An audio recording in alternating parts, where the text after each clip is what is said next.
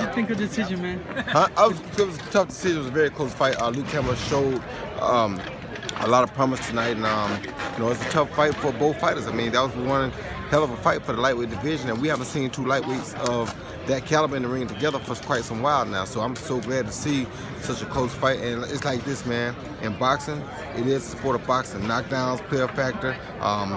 Aggressiveness plays a factor. Ring boxing plays a factor. It all depends on what a judge fancies the most. It's like last week in the Canelo fight. If you go look at the fight, Canelo landed a lot of big punches in big rounds. He may not land as many as Triple G did, but he landed big punches. And really, we was expecting to see the big punches landed from Triple G, not from him. He was landing the big punches. Triple G was landing the more punches. So it's, yeah, you know what I mean? It doesn't really matter. But what really matters is that you got two guys who are at the top of the division. And when you have two guys at the top of the division, this is what kind of fight you're supposed to get, unless somebody can get lucky and get a knockout. And when I say get lucky, it's because you either get lucky or you set a guy up to knock him out. Most guys have a hard time setting guys up on that level to knock them out. So either they get lucky or they can be good enough to where they can really set him up and knock him out. Really top-notch fighters like that shouldn't be able to be set up to be knocked out that easy, because these guys are at the top. So that's why I say you're lucky if you get a knockout. That's what happened last week. Both guys are so well schooled that it's very difficult for one guy to set the other guy up and knock him out. But like I say too, tonight you saw a perfect example of it. Last week you saw a perfect example of it. When two of the top dogs meet, that's what we're supposed to see. Unfortunately, sometimes one guy has to walk away with a loss and one guy walks away with a win, but that's what we want to see.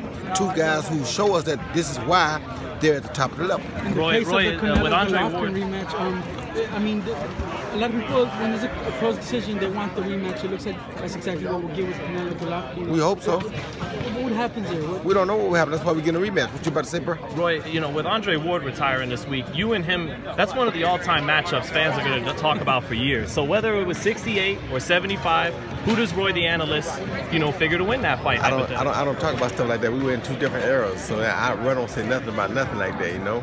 Andre had a great career. Andre was a brilliant fighter. He was a guy who, kind of like I was with Sugar Ray Leonard, he looked up to me like I looked up to Sugar. So you don't talk about, you know, who would have won. Don't really matter, because we weren't at the same time. So it's like, you know, he did his thing in his time, I did my thing in my time, we did our thing. And it's just what it is. How different did you guys fight?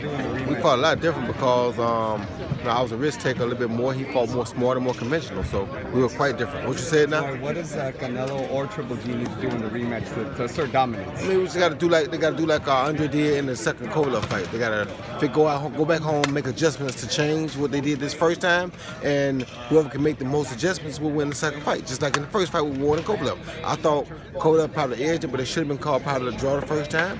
Second time, Ward came back and revamped his game, changed things around, and took total control of it. So we hope the same thing can happen the second time in this fight, but whoever makes the adjustments is who will prevail as the champ.